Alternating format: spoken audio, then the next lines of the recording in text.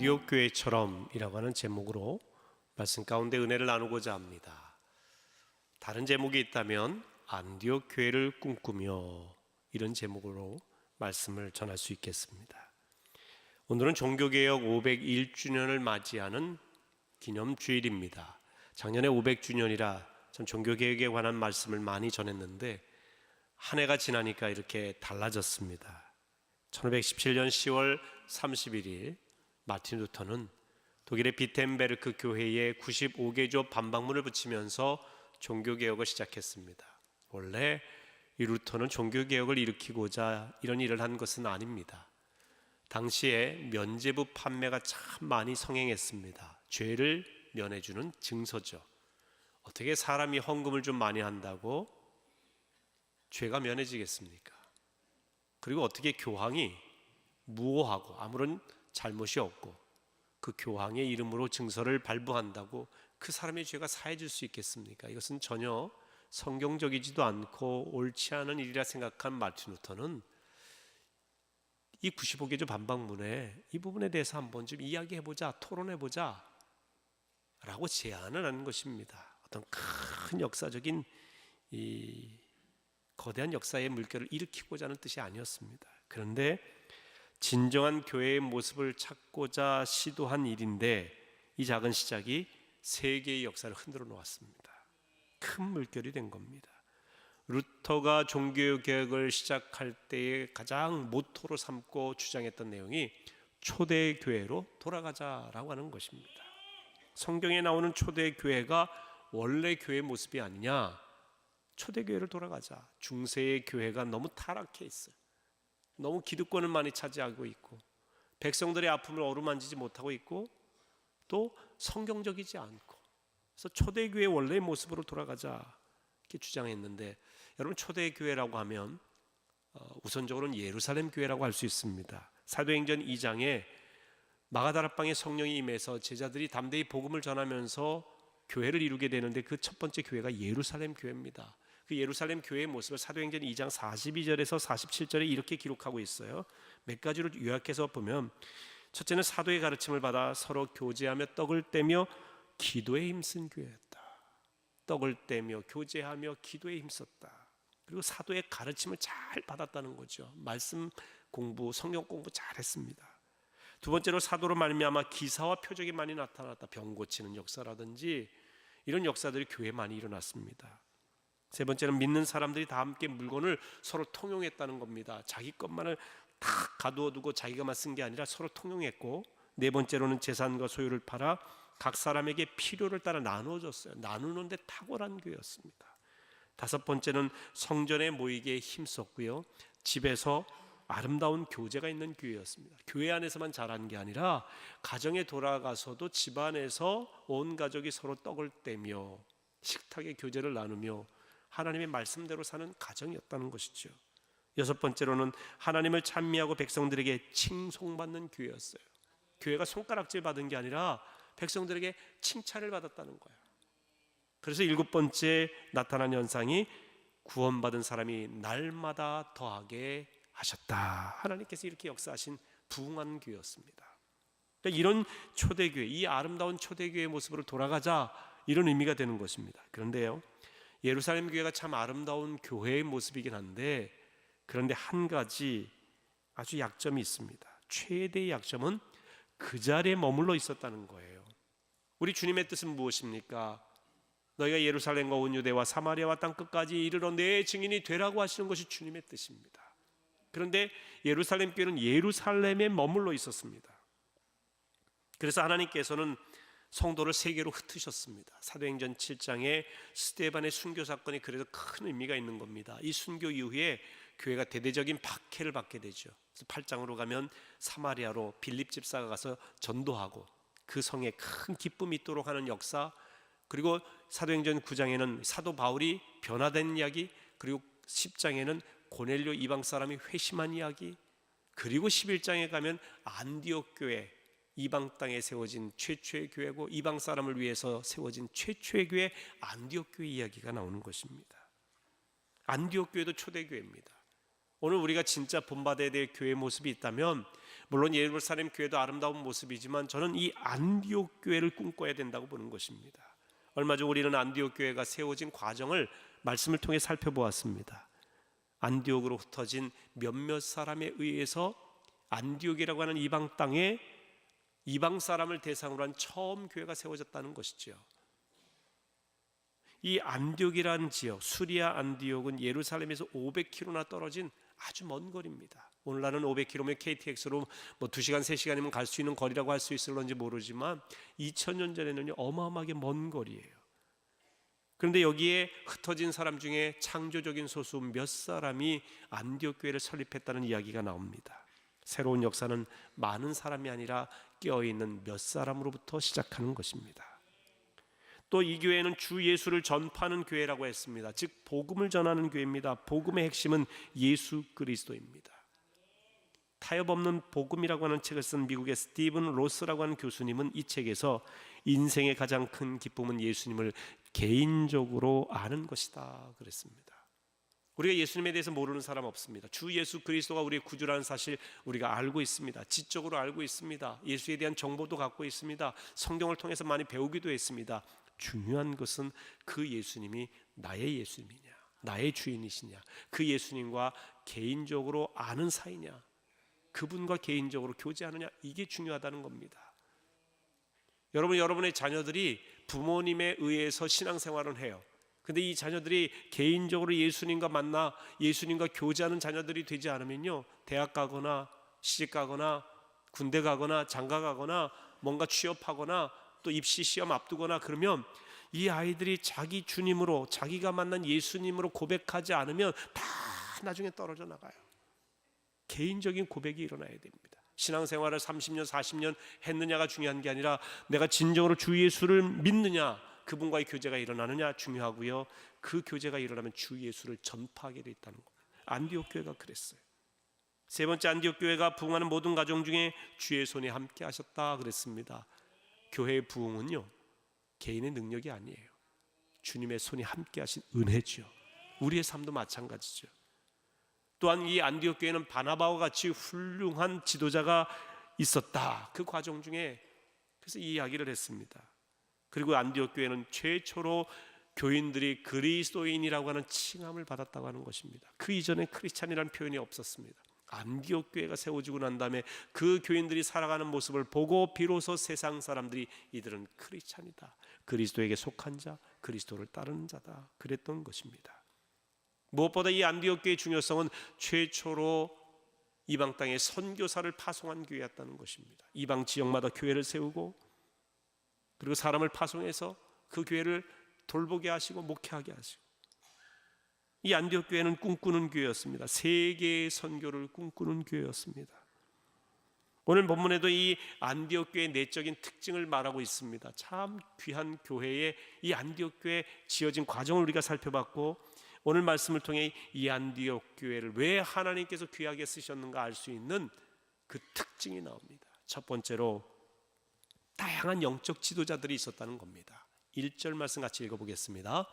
안디옥 교회에 선자들과 교사들이 있으니 곧 바나바와 니게르라는 시므온과 구레네 사람 루기오와 분봉왕 헤롯의 젖동생 마나엔과 및 사울이라. 안디옥 교회 선지자와 교사들은 곧 안디옥 교회 지도자들이에요. 이 안디옥 교회의 지도자들의 면면을 보면은 달라도 이렇게 다를 수가 없어요. 먼저 바나바는 어떤 사람입니까? 바나바는 유대인이에요. 정통 유대인입니다. 착한 사람이고 성령 충만하고 믿음이 분명했던 그런 사람이라 성경은 기록하고 있습니다. 이 바나바는 자기의 재산을 팔아서 교회에 바치고 교회의 지도자가 된 사람이죠.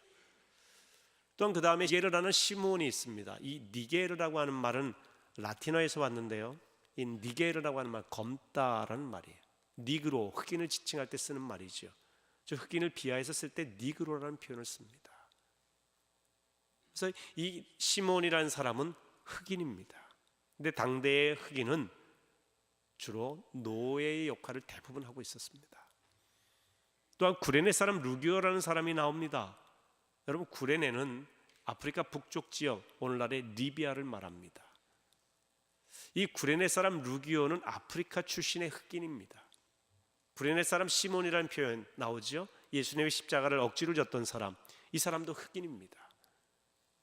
분봉왕 헤롯의 젖동생 마나엔이라는 사람이 나옵니다. 헤롯의 젖동생이라고 하는 표현은 이 헤롯의 궁궐에 이 마나엔의 어머니가 헤롯에게도 젖을 먹이고 자기 아들 마나엔에게도 젖을 먹였어요.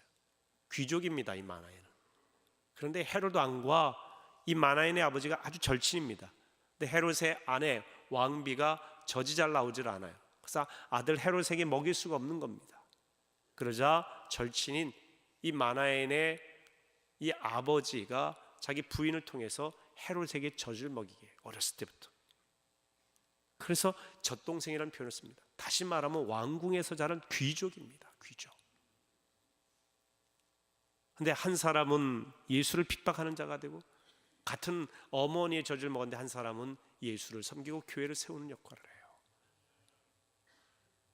정말 달라도 너무 다른 사람들이, 다양한 사람들이 이 교회에 모였습니다.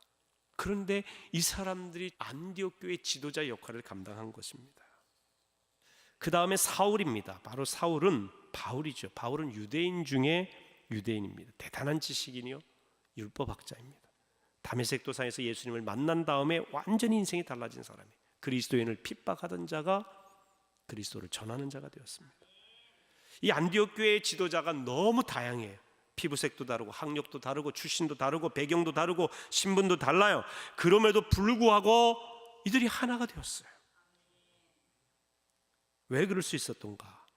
이들은 안디옥 교회의 주인이 주님이심을 고백했기 때문에 그렇습니다. 교회를 헬라어로 에클레시아라고 합니다. 부름받은 자들의 모임이란 뜻이죠. 교회는 제도나 건물이 아닙니다. 교회는 사람이 있어야 교회입니다. 주의 이름으로 모인 부름받은 자들의 모임이에요. 건물 이전의 사람인 것이죠. 이게 중요합니다. 이 사람들이 모여서 이 영적 지도자와 성도들이 함께 안디옥 교회를 이룬 겁니다. 다양하지만 주님을 섬긴 교회. 그래서 두 번째 안디옥 교회의 특징이 있다면 주님을 섬기는 교회라는 거예요. 이게 당연한 이야기죠. 교회는 주님을 섬겨야 되겠죠. 교회의 주인이 주님이시니까. 오늘 2절에도 주를 섬겨 금식할 때에 이런 표현이 나옵니다. 교회는 똑같은 사람이 모인 곳이 아닙니다. 다양한 사람들이 모입니다. 그런데 다른 사람들이 예수의 이름으로 모인 곳입니다. 서로 출신과 배경과 신분과 학력이 다른 사람, 생각이 다른 사람이 다양하게 모인 곳이 교회예요. 그래서 교회는 다양할 수밖에 없어요. 그러나 그 다양성 속에 통일성이 있다는 거예요. 다양성 속의 통일성은 뭐냐? 예수 그리스도를 섬긴다는 거예요.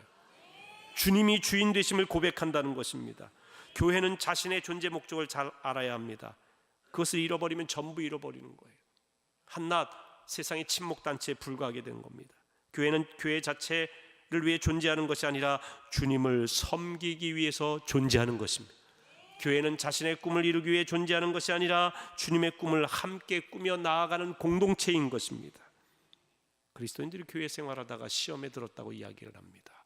왜 시험에 들었을까? 가만히 돌아보면요, 주님을 섬기기보다는 자아를 섬기기 때문에 그럴 때가 많이 있어요. 내 기분, 내 감정, 내 생각대로 되질 않는 거예요.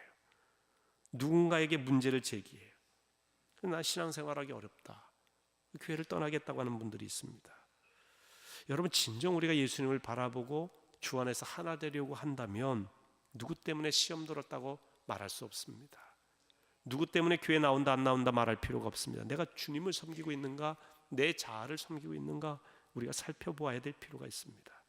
오직 우리의 믿음의 대상은 예수 그리스도, 우리의 주님이시기 때문에 그렇습니다.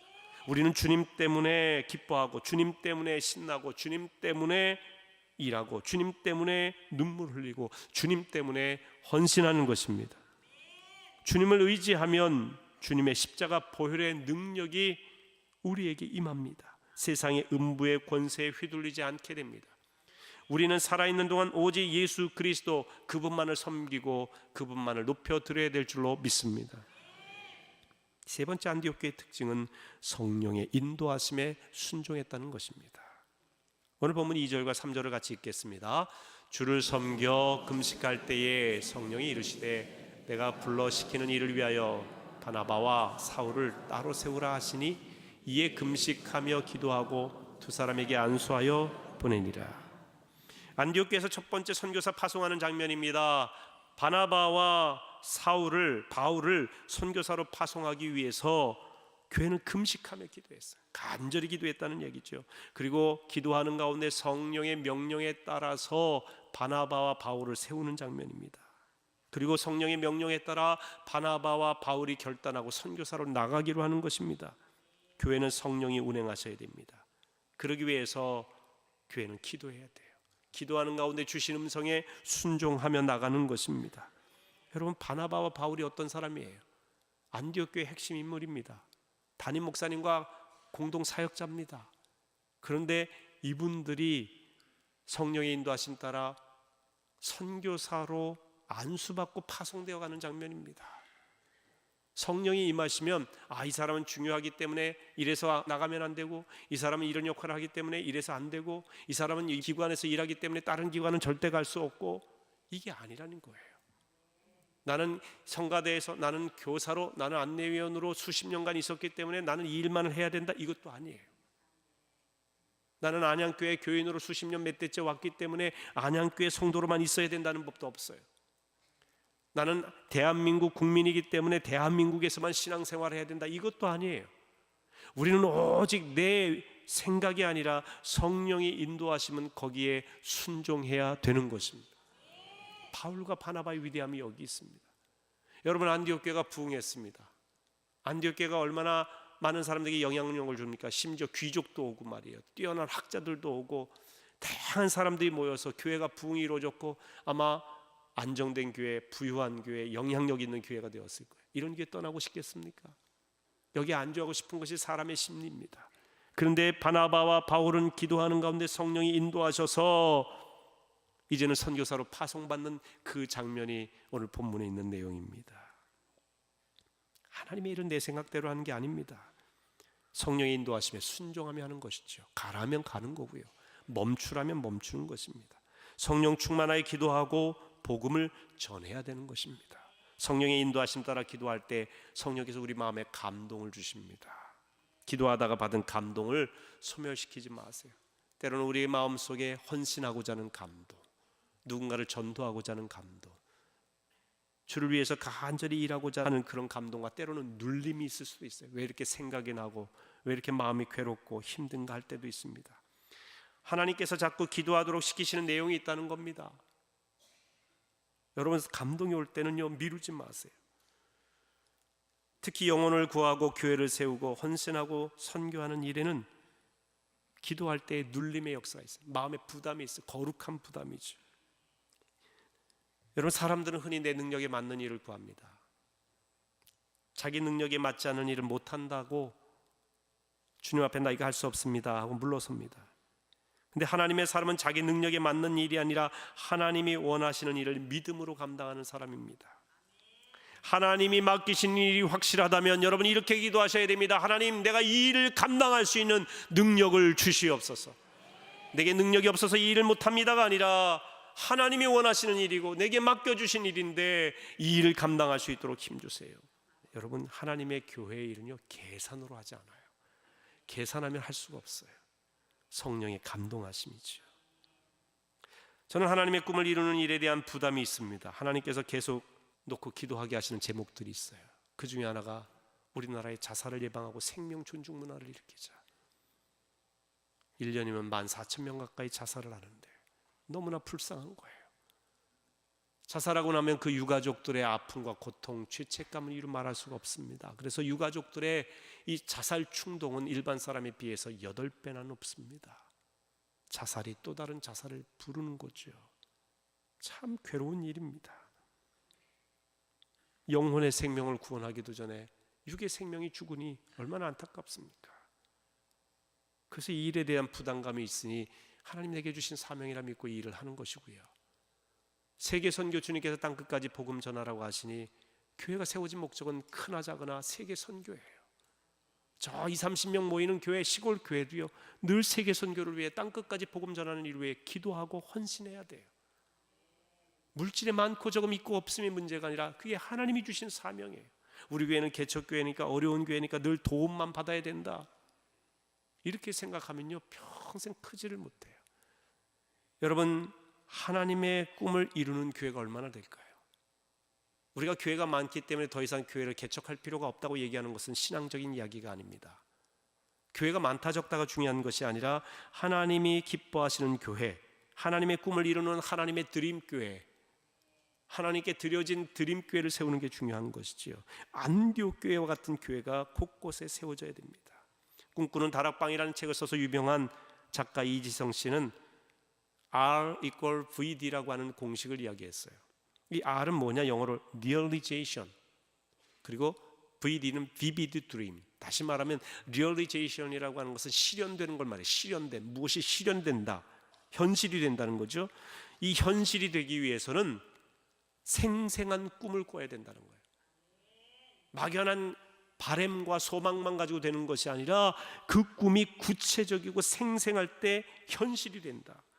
이지성 씨는 그 책에 이런 이야기를 합니다. 많은 사람들이 바람, 호프와 꿈, 드림을 혼동하고 있다. 바람은 단순한 소망이다. 바람은 흔히 뭐뭐가 되고 싶다는 말로 표현된다. 그러나 꿈은 결단이다. 꿈은 반드시 나는 뭐뭇이 되고야 말겠다라고 단언하는 표현이다. 바람은 이루어지지 않는다. 하지만 반드시 꿈은 이루어진다. 바람은 수시로 왔다 간다. 마음속에 나도 저런 삶을 살고 싶다, 저 사람처럼 되고 싶다 마음을 갖는다. 하지만 그때뿐이다. 바람을 이루고 싶다고 꿈으로 전환해야 하고, 꿈은 만드는 것이고 실행하는 것이다. 결국 실현된다. 내년에 우리 교회는 80주년을 맞이합니다. 지금까지 우리는 계속해서 동방의 안디옥이 되고자 하는 바람을 갖고 왔습니다. 이런 교회가 되었으면 좋겠다라는 소망이 있었어요. 호프가 있었습니다. 그런데 이 바람이 꿈이 되려면 생생하고 구체적으로 이 일을 실행해야 이것이 현실이 된다는 것이죠. 선교하는 교회, 생명 살리는 교회를 꾸는 꿈을 갖고 있습니다. 이제 실행할 때입니다. 바라기만 하지 말고 꿈이 되어야 된다는 것입니다. 교회의 연수를 자랑하는 건 별 의미가 없습니다. 10주년, 20주년, 50주년, 80주년 같은 특별한 기념의 해에는 하나님께서 그것을 기념해서 축제를만을 벌이라는 것이 아니라 특별한 사명을 감당하는 의미로 받아들여야 됩니다. 연수를 자랑하는 것이 아니라 그 연수만큼 하나님 주시는 은혜에 대해서 우리가 어떤 사명을 감당할 것인가를 생각해야 됩니다. 그래서 창립 80주년을 맞이하는 내년, 우리 교회는 드림교회를 분립개척하고자 합니다.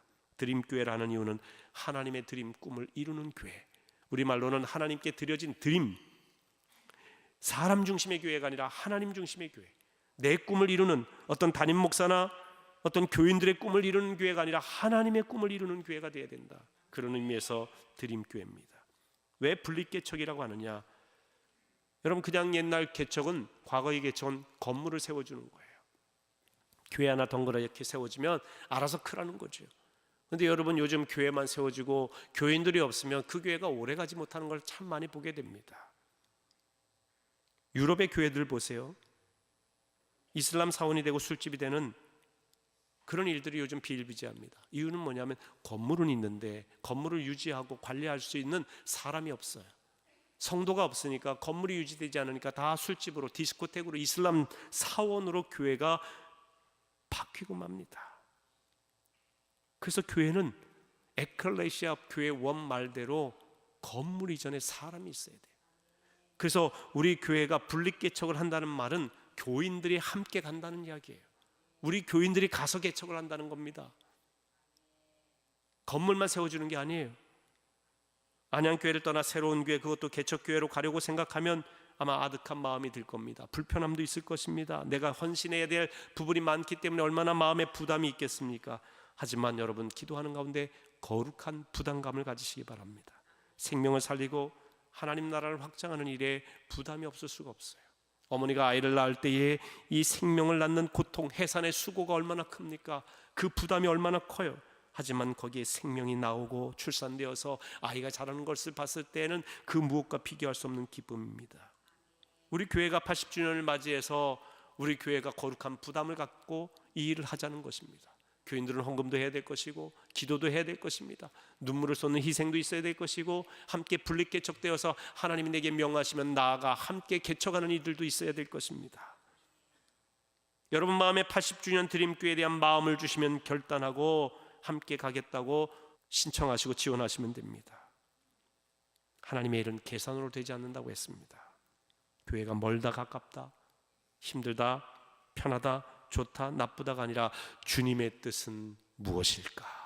나를 향한 주님의 뜻은 무엇일까? 저는 우리 교회를 향한 주님의 뜻, 이것을 위해서 기도하는 가운데 안디옥 교회를 꿈꾸게 된 것입니다. 여러분 가실 때 철저히 자원하는 마음으로 가십시오. 억지로 가실 필요가 없습니다. 눈치 보면서 가지 마세요. 누구 때문에 가게 되었다라고 말하지도 마세요. 자칫 그렇게 가게 되면 그 교회의 걸림돌이 될 수가 있습니다. 여러분 새로운 교회의 디딤돌이 되셔야지 여러분이 걸림돌이 되시면 되겠습니까? 가정 안에서 의견 차이가 있을 수 있습니다. 서로 의견이 다를 수 있죠. 아내는 가겠다고 그러고 남편은 나는 죽어도 안양교회 못 떠난다. 그럼 어떻게 해? 부부싸움이 일어나는 건 하나님 뜻 아닙니다. 여러분 생각이 다르고 자녀들과의 생각이 다르고 그럴 때 기도하세요. 이 일을 위해 기도하시고. 그래서 우리 가정에 주시는 목표는 무엇인가? 가정이 가야 돼요. 교회와 가정은 떨어지지 않아요. 그래서 부인은 가고 남편은 남고 이것은 옳지 않습니다. 같이 가셔야 돼요. 같이. 그래서 기도하는 가운데 하나님께서 우리의 기도를 조율해 주실 거예요. 우리의 마음을, 우리 가족들의 마음을 조율하셔서 역사하셔서 한 마음이 되게 하실 겁니다. 그러니 기도부터 하십시오. 생각해 보세요. 사실 분립을 생각하고 분립개척에서 교인들을 좀 떼어서 새로운 교회를 만든다고 할 때 누가 제일 부담스러울까요? 담임 목사입니다. 저죠. 사랑하는 교인들을 다른 곳으로 보내야 되지 않습니까? 그런데 가는 분들이 솔직히 얘기하면 가려고 하시는 분들이 열심히 없는 분들이 가시겠습니까? 헌신적인 분들이 가시죠. 그렇다고 남아있는 분들이 헌신적이지 않다는 얘기는 절대 아닙니다. 개척교회를 가고자 하는 열정이 있다고 하는 것은 그만큼 헌신되어 있다는 그런 뜻입니다. 교회를 떠나 다른 곳으로 가면 어느 교인인들 귀하지 않은 교인이 있겠습니까? 담임 목사 입장에서. 교회를 떠나 다른 교회로 가는 걸 좋아하는 목회자는 단 한 사람도 없습니다. 저도 마찬가지예요.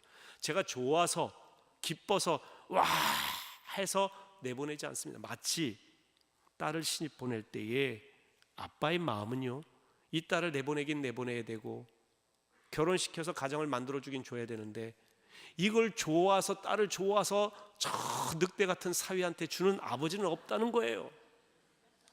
그래서 아버지들이 딸 시집 보낼 때 우는 거랍니다. 근데 안 줄 수가 없잖아요. 새로운 가정을. 왜? 미래를 내다봤을 때 이 딸의 가정이 서야 되고 또 거기서 후손이 나와야 되고 생명이 유지되고 계속 자자손손 대를 이어가면서 계속 유지가 되어야 이게 인류가 유지되는 거고 가문이 유지되는 거고 가정이 유지되는 거 아니겠습니까? 그리고 그 이후에 그런 자손들이 계속 손주들이 생겨나고 잘 사는 모습을 보고 그 이후에 기뻐하는 것이지 떼주는 것 자체를 좋아하는 사람은 없어요. 아들을 장가 보내서 아유 속 시원하다 하는 부모님이 어디 있습니까? 그러려면 희생도 많이 감당해야 되잖아요. 아이를 장가 보내고 시집 보내고 하는, 저는 그 마음이라는 거죠. 그런데 이것이 우리 주님의 마음이다라고 깨달아지니까 기쁨으로 기꺼이 헌신적으로 감당하겠다는 마음을 갖게 된 겁니다. 하나님은 제가 기도하는 가운데 안디옥 교회의 꿈을 주신 겁니다. 안디옥 교회처럼 선교하는 교회의 꿈을 주셨습니다. 안디옥 교회는 선교하기 위해 교회의 가장 중요한 멤버라고 할 수 있는 바나바와 바울을 파송했습니다. 이 일을 위해 함께 기도하며 금식하는 가운데 이 바나바와 바울을 파송해서 보냈듯이 이번에 우리 교회에서는 한원찬 목사님이 드림교회를 담임하게 될 것입니다. 한 목사님은 우리 교회에서 인턴 전사로 훈련을 받았습니다. 제가 오기 전에 이미 백 감독님 시절부터 교회 학교에서 인턴 전사로 특별히 청년들을 맡아서 사역을 했습니다. 그 이후에 우리 감리교회 법에 따라 나아가 군선교 사역을 3년간 감당했습니다. 그 이후에 제가 한 목사님 청년 담당 목사로 다시 교회로 오도록 했습니다. 청년 교구를 부흥시켰어요. 한 목사님은 부흥의 경험이 있는 목사입니다. 여러분 목회자도 부흥의 경험이 있는 게 굉장히 중요합니다. 이후에 재인우리 교육 목사로 사역을 했죠. 교회 학교뿐만 아니라 장년 교육을 위해서도 참 다양한 강의를 하며 헌신적으로 노력을 했습니다. 목회 지원 사역도 잘 감당했습니다. 저와 함께 10여 년간 사역을 하면서 지켜본 우리 한원찬 목사님은 실력과 인품 영성을 겸비한 참 훌륭한 목회자입니다. 늘 코람데오의 자세로 하나님 앞에 신실하려고 했던 분이에요. 또 3집 앨범까지 낸 CCM 가수 아닙니까? 꼭 3집 앨범을 냈다는 얘기를 해달라고 그렇게 얘기를 합니다. 그런데 중요한 건요, 교회를 개척하고 나아갈 때 제일 중요한 것은 그 일에 대한 의지와 준비예요. 연수, 능력이 중요한 게 아니라 내가 개척교회를 해서 새로운 교회를 시작하고자 하는 의지예요. 이게 있어야 돼요. 이걸 위해서 준비해야 돼요. 그냥 이 정도 됐으니 이 정도 실력이니 이제 나가서 개척해라 해서 되는 게 아니에요. 이 사람 속에 그 가슴, 그 비전이 있느냐가 중요해요. 한원찬 목사님의 가슴에는 이 비전이 굉장히 강력합니다. 아주 강력하고 이 분야를 위해서 계속해서 개척한 목사님들을 만나고 준비하고 뜨거운 마음으로 헌신하고자 하는 것입니다. 오늘부터 4주간 분립개척을 하는 드림교회 성도가 되어 헌신하고자 하는 분들은 신청해 주시기 바랍니다. 궁금한 건 한원찬 목사님에게 직접 문의를 하세요. 우리 교회 등록한 지 1년 이상 되셔야 가능합니다. 왜냐하면 우리 교회의 스피릿과 우리 교회에서의 여러 가지 것들을 준비되지 않은 가운데 하시다 보면 여러 가지 부분에 있어서 좀 준비가 더 필요하기 때문에 1년 이상 되신 분들 중에 진정으로 교회에 헌신하고자 하는 분들 신청해 주시기 바랍니다. 평생 가라는 게 아닙니다. 1년 헌신하실 분, 2년 헌신하실 분, 그리고 평생 헌신하실 분으로 구별을 합니다. 1, 2년 후에 돌아오셔도 됩니다. 안양교회를 다시. 그러나 1년, 2년 돌아오겠다고 하다가도 그 교회에서 헌신하고 기도하다가 그 교회 교인이 되시면 우리는 다 하나님 나라 확장을 위해서 함께 일하는 하나님의 백성들입니다. 어느 교회에서 있으시든 말이지요. 분립개척하는 드림교회를 위한 헌신은 꼭 가야만 헌신하는 게 아니라 기도와 물질의 헌신도 필요합니다. 우리가 가능하면 안양 권역에서 교회를 얻으려고 합니다. 지금 기도하는 중이고 계속해서 어느 장소에서 해야 될지 알아보는 중에 있습니다. 이제 때가 되면 어디인지 발표하게 될 것입니다. 평소 선교에 대한 비전이 있는데 여건이 되지 않아 실천하지 못했던 분들은 분립개척 교회의 선교사로 헌신하시기 바랍니다. 여러분의 가슴 속에 성령의 불이 임하시기를 바랍니다. 하나님이 여러분과 함께 하시기를 바라겠고 특별히 안디옥 교회를 꿈꾸며 흘려보내고 담장을 넘는 우리 안양교회가 되어서 정말 주님 앞에 갔을 때 부끄럽지 않은 주님이 잘했다 칭찬하시는 충성된 종이 되기를 원합니다.